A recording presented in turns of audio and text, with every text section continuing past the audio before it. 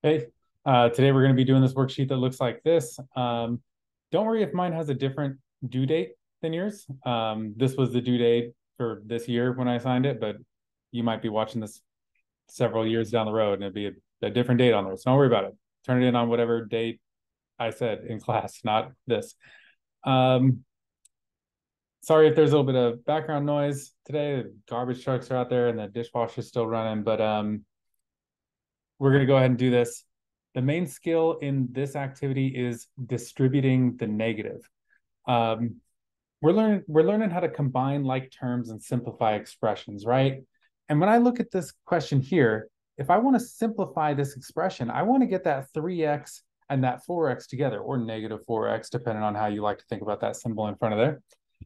Well, I'm not allowed to do that as long as those parentheses are in the way. If something's in parentheses, I can't group it with stuff that's outside the parentheses unless I handle those parentheses properly. Well, the way you handle those parentheses when there's a plus symbol directly in front of them and when there's a minus or a negative symbol directly in front of them is really different. And you got to know how to handle them both. Luckily, plus symbols are really easy. When the only thing in front of a parentheses is a plus symbol, you literally don't have to do anything. It's like you don't even need those parentheses. It's like they're not even there. But when there's a minus or a negative symbol directly in front of the parentheses, then yeah, there's a bunch of stuff you got to do, and it's an important skill called I call it distributing the negative. I've heard some people call it distributing the negative one, and our book likes to call it the opposite of a sum is the sum of its opposites, which is such a bizarre name, but you should know what they're talking about if it says it in an assignment or something. Um, all right, so let's look at this. We want to write this expression in standard form. That means get all of your like terms combined, get rid of all the parentheses, have it fully simplified. Standard form, fully simplified, same thing. Well, this says 3x plus the quantity in parentheses 2 minus 4x.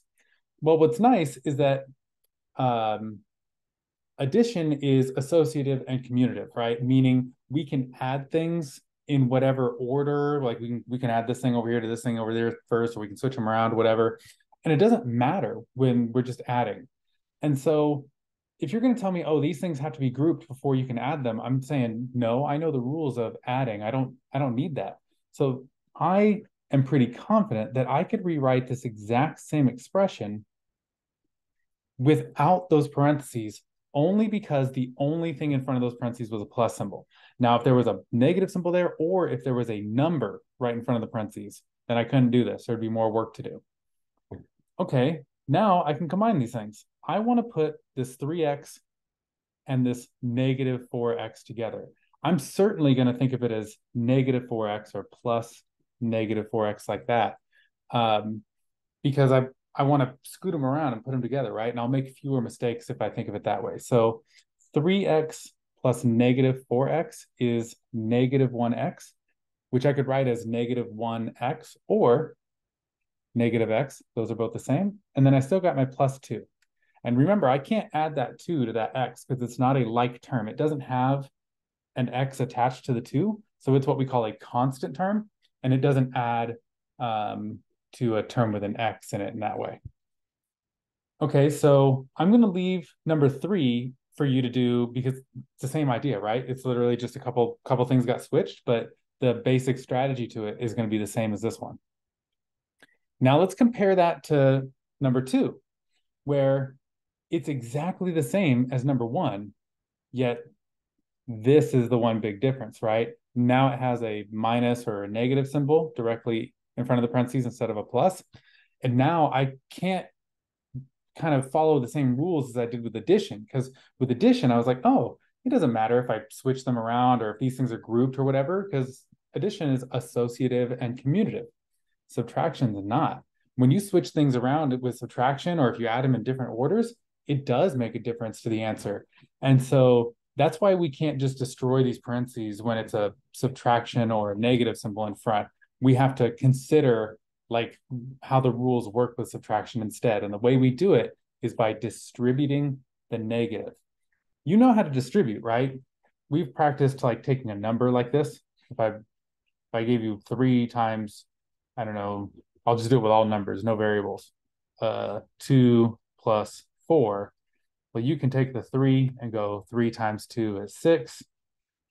And you could take the 3 and go 3 times 4 is 12.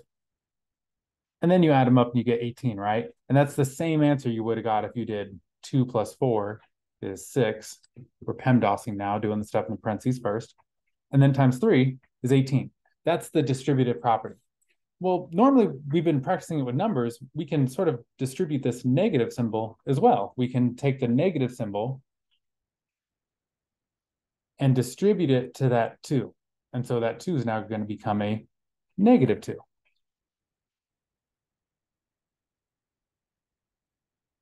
And now the outer parentheses are gone. My negative 2 is still in its own little parentheses, but that's only to separate this plus and this negative symbol. The main goal of what we're doing right now is to get rid of, I'm going to use a different color. These parentheses that I'm going to highlight in green, the whole point is to get rid of those ones, because then we can combine our like terms. Okay, so the negative symbol also has to touch this other term back here. And this other term already has a negative symbol in front of it. So I think of it as a negative 4x. But then when this negative symbol operates on it, it inverts it, flips it, reverses it, whatever you want to say. And so it's going to become a positive 4x. So the positive 2 became a negative 2, and the negative 4x became a positive 4x because we distributed this negative to each thing inside the parentheses. And now the green parentheses are gone. And now we can combine our x terms. Our 3x plus our 4x is 7x. And we still got our plus negative 2 or minus 2. You can write it like this if you prefer. This expression is what we would say is in standard form or fully simplified. So I like to think of it as distributing the negative. I'm going to leave this one for you to do. I think what I'm going to do is I'm going to go straight down the left column. I'm going to do all the odds and leave the evens for you to do. So I like to think of it as distributing the negative, like literally distributing the negative symbol itself. Another way that a lot of 7th grade math teachers out there would teach it is to think of there being this invisible -1 in the situation. When you multiply anything by 1, like let's say if I put a parentheses up here. So this is separate from that thing I was showing you earlier. So don't look at this anymore. If I put 3 plus 2 in this parentheses, we know that's 5, right? 3 plus 2 is 5. Now, what if I put a 1 right here in front of the parentheses? So now it means 1 times the stuff in the parentheses. Still 5, right? It's still going to be 1 times 5, which is 5. So this 1 didn't change anything. So you could put a 1 right in front of any parentheses you want, and it's not going to change anything for you. But sometimes it helps you think about what you're supposed to do. Let's look at this one here. Again, we have a negative symbol in front of the parentheses 3 plus y. And I want to get rid of those parentheses so that way I can combine the 4y term and the y term. But in order to do that, I have to deal with the fact that there's this negative symbol in front of the parentheses. Some people like to prefer to think of it as distributing a -1. I've got my negative symbol there, and I've got my 1 that I just sort of inserted there. Like I know that I'm allowed to just put a 1 in front of the parentheses without changing anything. So I'm just going to put this 1 there and say, instead of thinking of it as distributing a negative symbol, I'm going to think of it as distributing the number -1. And so -1 times 3 is -3. And -1 times y is -y, or -1y. You could write it as -1y. In fact, I think I will this time. I would normally write it as -y, but I'll write it as -1y this time. Another important thing that I don't know if I've been doing a good job of explaining so far in this video is, what was that 4y doing the whole time? It was just waiting, right? It's waiting its turn, because -1 times the stuff in the parentheses is a multiplication, right? I was doing -1 times this stuff and -1 times this stuff. And if you think about your PEMDAS or your GEMDAS, however you learned it, whatever, doesn't this multiplication have to happen before addition? And so if I look at the order of things here, I can't do 4y plus -1 when the -1 is supposed to multiply by those other things, the multiplication has to happen first. So this 4y was just like waiting for its turn the whole time, just chilling. And once I dealt with the distributing the negative or distributing the -1, whatever you like to think of it as, then the 4y like takes its place where it was before, like joining the rest of the work that we did, okay? So if you look at this expression, you think the first thing you're supposed to do is 4y minus 1, you gotta erase that from your brain and think, oh, I gotta deal with my multiplications first. All right, now we can combine our like terms. We got a 4y and we got a -1y. I'm pretty sure they're going to make a 3y for us. And we still got that -3 there that can't combine with our y terms because it doesn't have a y on it. It is what we call a constant term or numerical, whatever. And there is our standard form expression, or also referred to as simplified or fully simplified, people will say. Okay, same thing, standard form, fully simplified. Get used to there being multiple words or multiple ways that people ask for or refer to things. All right, number 7, we got stuff that's in 2 separate parentheses. But that first parentheses doesn't really do anything. A parentheses tells you, hey, I want some things grouped. And if these things weren't grouped, we would operate on them left to right. Well, if there's nothing sort of operating on these parentheses, there's no, look at this space right here. Like not the 7 dot that's telling you it's question 7, but in front of the parentheses, there's no number that's being multiplied through these parentheses. There's no negative symbol that needs to be like, operating on each thing inside the parentheses, turning them all negative. And there's nothing on the backside either. There's no like number here on the backside of the parentheses that would need to get multiplied or anything. There's no fraction bar underneath saying, hey, group this stuff first and then divide. Nothing. And so this parentheses is there to just sort of like, I don't want to say trick you, but just to test your knowledge of like, if you know what parentheses are doing and when they're not really doing anything. Because in this case, it's not doing anything. The parentheses around the 8h minus 1 are unnecessary. We can just get rid of them. But that's not true for the parentheses around h plus 3, the ones I'm going to highlight green here. Remember, our whole goal of what we're doing here is try to get rid of green parentheses. Well, I've got a negative symbol in front of that h plus 3. Okay, so I could think of it as distributing the negative. That's what we did here in purple. We could think of it as distributing a -1. That's what we did here in orange. Or we could think of it as the way the book likes to think of it, which, like I've said, I think this is kind of the silliest, most bizarre way of thinking about it, but we'll throw it out there. They say, I'm going to write this. The opposite of a sum. Okay, negative symbols are opposites, and a sum is 2 or more things being added up, right?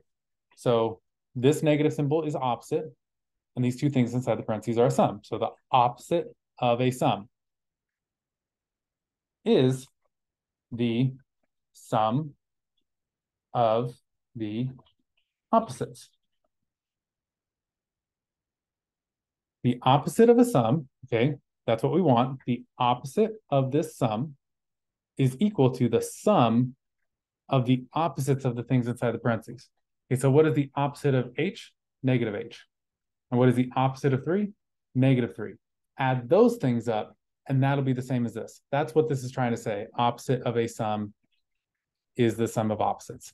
So I say, oh, the opposite of h plus 3, that's -h. I'll write it as this, -h plus -3. Weird. I don't know. Maybe you like it, maybe you don't. It's up to you. But now we can combine our like terms. And we have 2 sets of like terms now. We have a pair of terms that have h's in them. So those are like terms. We can compare those. And we have 2 sets of constant terms, numerical terms, whatever you want to call them, and those can be combined. So let's see here. We got our h's. 8h minus h or plus -h, same thing. We're going to get 7h. And then over here, we got a -1, which I'll think of as a -1. We also got a -3. We're going to put those together and get -4, which I could write as plus -4 or minus 4. Some people like to box, circle, squiggly, cloud their final expressions, whatever you want to say. You want to do that? Go for it. All right, the last one. This one, I've got a, oh wait, I'll say it's a little, so you're gonna have to do this one, right? This one is gonna be exactly the same as 7, except your first step should be to divide this, to multiply this 3, because in number 7, I didn't have anything in front of the parentheses, and so that allowed me to just kind of get rid of them. But that's not true for you in number 8. In number 8, distribute this 3 first, then that first set of parentheses can go. Then you need to deal with this negative symbol in front of the second set of parentheses. All right, so for number 9, that's going to be sort of the same thing, right? I'm going to take this -2 and I'm going to multiply it by 4w, and I'm going to take that -2 and I'm going to multiply it by -7. You know what I'm not going to do though? I'm not going to take this -2 and multiply it by that 8, because the 8's not part of the parentheses, right? When I'm distributing like this, I stop where the parentheses are. I don't keep going. So that 8, on the other hand, has to wait. Just like I was talking about with this 4y here, right? If you're working on an expression, trying to simplify it or whatever, and something's not part of what you're doing, that's fine. It just waits, but you got to make sure to put it in your next line of work. It doesn't just like disappear. All right, so let's switch to black for a little while. -2 times 4w, that is -8w. -2 times -7, that's going to be a +14. And then this +8, it's just been waiting. It's ready to go. I'm going to tack it on here at the end of my expression. Now I look at my w's. I don't have any other w's to go with it. It's the only w term, so it's just going to be 8w, -8w. But 14 and 8, I can add those. That's 22. So I got -8w plus 22. All right, so when you go to do this one, I want you to think of these two as essentially the same. The only thing that's different is on this one, let me use purple to indicate what I'm talking about. This one had this extra +8 separate from the parentheses, and it waited, right? It just came down into the second row. This one has this extra 14, and it's also going to have to wait. An incorrect thing to do in this expression would be to start by doing 14 minus 3. Don't do that. You need to distribute this -3, and then the 14, after it's weighted, can come down into your second line of your simplification. All right. Good luck.